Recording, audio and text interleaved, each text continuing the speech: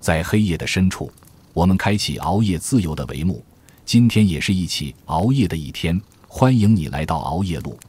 今天我们要讨论的是历史上一位神秘的技术工匠以及他传奇的禁书《鲁班经》。鲁班，姬姓，公叔氏，名班，是春秋末年著名工匠家，被后世尊为中国工匠始祖。由于他是鲁国人，古时班又与班同音，因此被后人通称为鲁班。鲁班生于约公元前507年，40年后隐居于骊山，今济南市东南，又名千佛山。鲁班世代都是工匠出身，不断跟着家人学习，创造和改良了很多的工具。大家最熟悉的就是鲁班发明了锯子。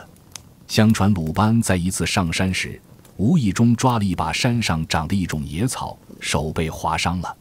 鲁班觉得很奇怪，一根柔软的小草为何能割破手？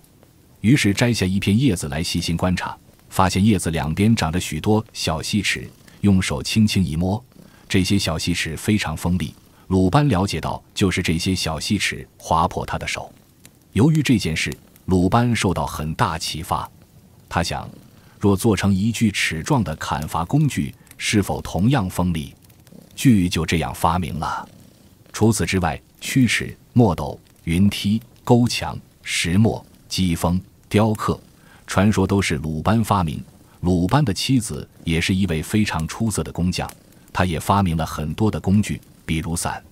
传说鲁班妻子云，因为思考在风雨烈日下工作十分不便，见亭子可避雨遮阳，于是发明出一个活动亭子，这就是最早的伞。有很多资料说，鲁班还发明了木鸢。木鸢就是木质的风筝，在古代常被用在军事方面。但实际上发明木鸢的是墨子，而不是鲁班。韩非子外储说，记载墨子曾费时3年，以木制木鸢，飞升天空。据说鲁班曾留下了一本书，名曰《鲁班书》，又名《鲁班经》。上册是木工毛榫和机械基础，诡异的内容在下册，符咒、手印、风水和巫术。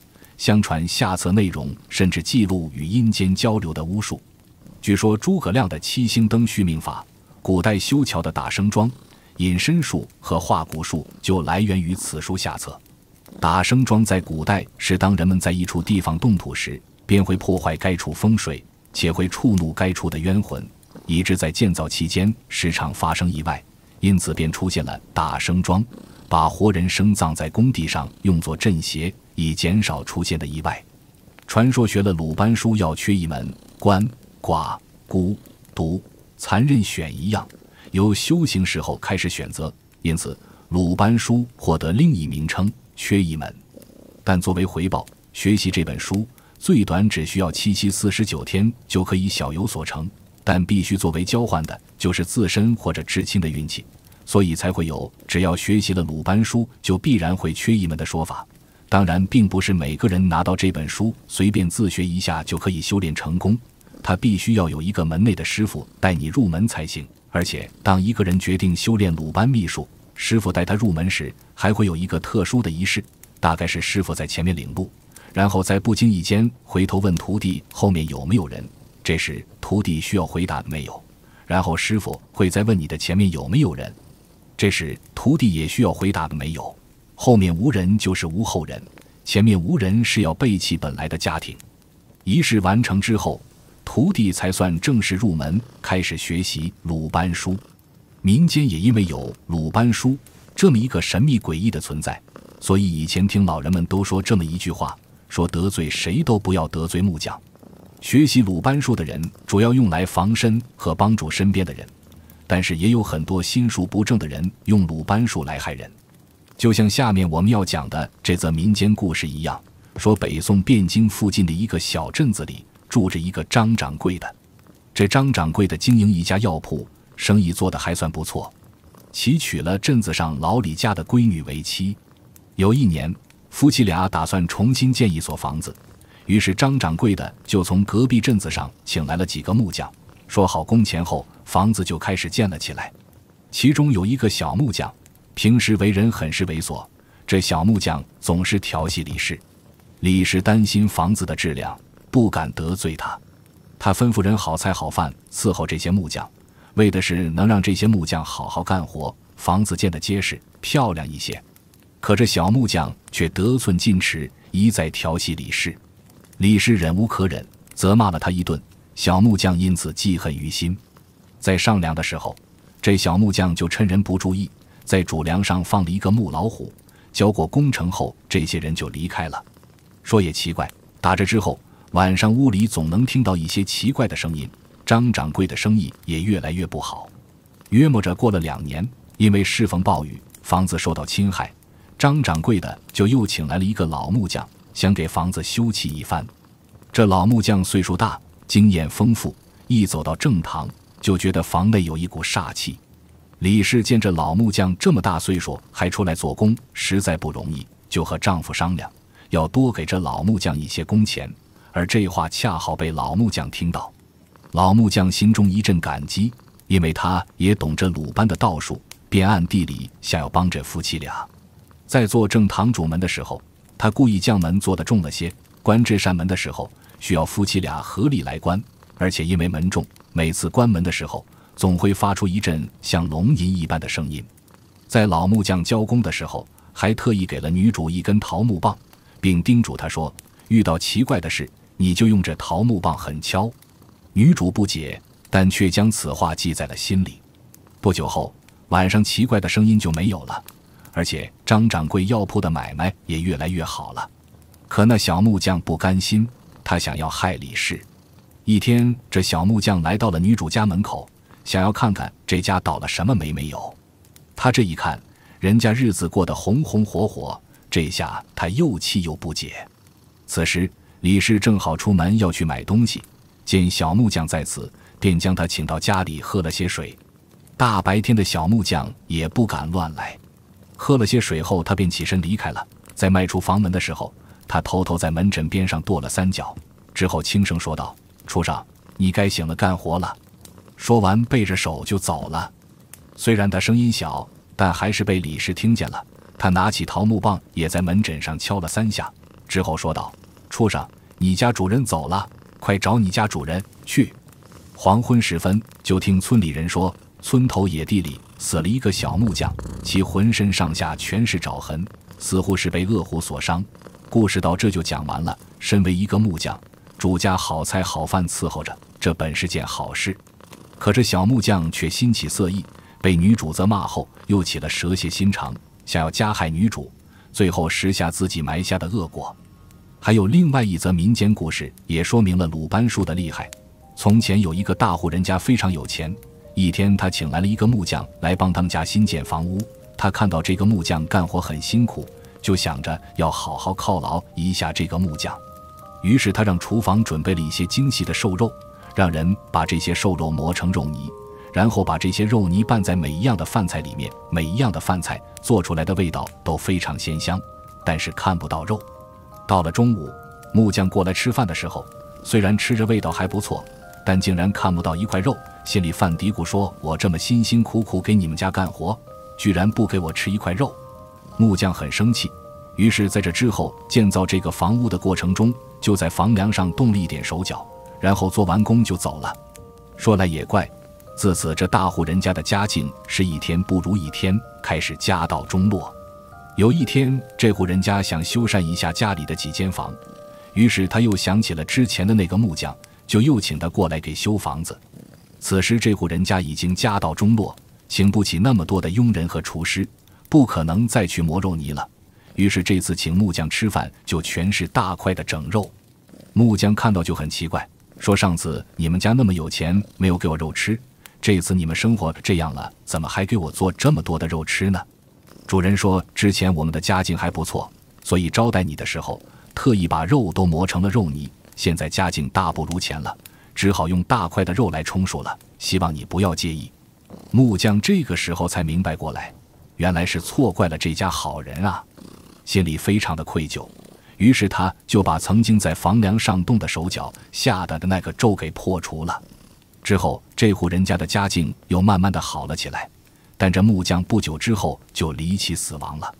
据说学习过鲁班书的木匠，一旦给别人下咒之后，如果再去无故解咒的话，就会遭到反噬。关于鲁班与鲁班书还有另外一则故事可以分享。传说因为鲁班的工匠技术以及他的鲁班书在当时的社会名声大噪，全天下的人都争着来拜鲁班为师，希望学到鲁班术。但是鲁班挑选徒弟非常严格，不但要聪明勤奋，还要人品好，所以多年来他收下的徒弟不多。有一天，鲁班去拜访一个住在山上的朋友，下山的时候，他不慎被草丛里的毒蛇咬伤了脚。正好一位青年路过，他看了看鲁班受伤的脚，然后毫不犹豫地蹲下，用嘴帮鲁班把伤口里的毒液吸了出来。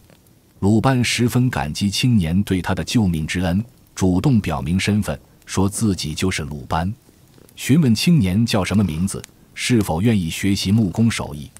青年高兴地连连点头，咿咿呀呀地比划说他叫阿木。鲁班这才知道阿木是个只会写不会说的哑巴，但是鲁班不介意，他把阿木带回家中，收为小徒弟，对阿木十分青睐。时隔不久，鲁班得到鲁国的宣召，选他去宫里做一批木工活，同时拿出了珍藏的鲁班书，放进随身携带的工具箱中，叫阿木陪同他一起去。师徒俩日夜赶路，这天经过东海海边时，天已近黄昏，鲁班决定在海滩上歇息一晚，明早再走。阿木升起一堆火，准备做晚饭。到海边舀水时，一不小心将装干粮的包裹掉进了海里，包裹很快就被海水冲走了。气得阿木直跺脚。鲁班一边安慰阿木不要着急，一边从工具箱中拿出一个发光的木头、一个刨子和一个布袋。他用刨子在木头上刨了几下，很快就刨出一些爆花，然后吩咐阿木将爆花用布袋装好，扎紧袋口放进海水里，说过半个时辰再把布袋取出来，便有东西可以吃。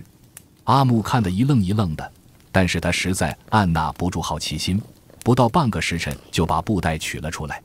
解开袋口一看，袋子里面居然是10几条活蹦乱跳的小鱼。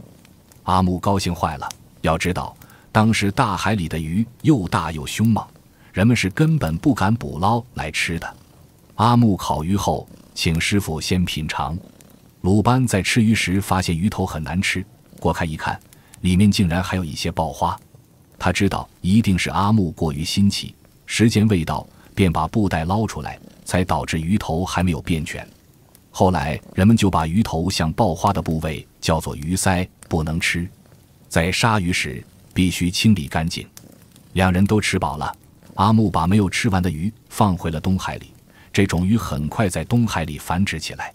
人们在海里捕捞这种鱼后，知道是鲁班用爆花变的，便高兴地把这种鱼取名为爆花鱼，也叫黄花鱼。夜晚闲来无事，师徒俩一起坐在火堆旁聊天。鲁班拿着那些发光的木头，告诉阿木说，此木头来历非凡，是神仙赠送的。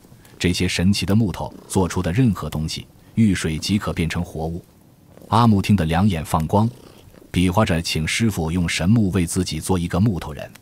鲁班一时高兴就答应下来，不一会儿就做出了一个有手有脚的小木头人，可爱极了。阿木拿着木头人爱不释手，鲁班见状就叮嘱他千万不要把木头人放在水里，不然一入水木头人就会跑。阿木连连点头答应。看着时间不早了，鲁班就带着阿木在海边找了个避风的地方睡一下。天快亮时，鲁班忽然被一阵窸窸窣窣的声音惊醒，睁眼一看，阿木从工具箱里偷偷拿出鲁班书放到自己怀里。鲁班眉头一皱，大声斥责道，你在做什么？阿木见被鲁班发现，慌忙奔到海边，把木头人放到海面上。木头人遇水就长，很快长到和真人一般大小。阿木赶紧爬到木头人背上，指挥木头人朝海对面走去。木头本就能浮在水上，木头人在海面上如履平地，一下子就走出好远。阿木回头见鲁班已经追赶不上，忽然出声狂笑道，哈哈哈哈，鲁班王，你聪明一世，也上了我的大当。你的鲁班书日后我学成了，一定带领我老家的人来好好报答你。原来当时海的对面有一座小岛，那里物资匮乏，住在岛上的一族经常扮作海盗烧杀抢掠。鲁班自然不会收这么凶残的人做徒弟。阿木是怕说话露出口音，才故意装作哑巴，处心积虑骗取鲁班的信任后盗取了鲁班书。如果真让海岛上的人学会了鲁班书，后果不堪设想。鲁班又气又急，连忙返回家中，呕心沥血写出了鲁班书的副本。副本中全是克制正本内容的法术咒语，但凡偷学了鲁班书的人，命格必有所缺失，或寡或残，总之不得善终。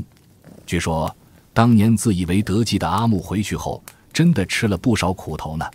后来阿木盗取的鲁班书被人们改称为缺一门，成为大家避之不及的邪术，谁都不敢轻易去学习鲁班的千古绝技。好了，今天的故事就讲到这里了。鲁班书为什么自古以来被当作禁书？